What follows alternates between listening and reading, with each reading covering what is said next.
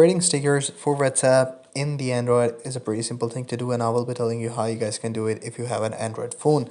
So all you have to do is to go to the Play Store and in the search bar just type in WhatsApp sticker maker, and there will be an sticker maker application that you guys can download. And once you have downloaded it, simply go ahead and open it up and click on the plus icon, selecting the photo and edit it.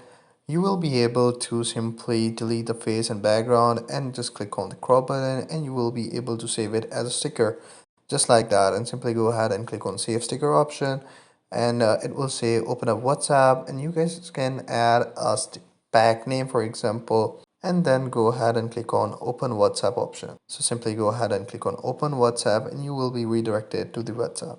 So once you're in the sticker option in your WhatsApp, you will see there will be a new sticker option right underneath it, and you will see that there will be your own personal stickers that you guys can use, and by simply clicking on that, you will be able to send that sticker. Well, I hope you found this pretty helpful. Take care. Bye bye.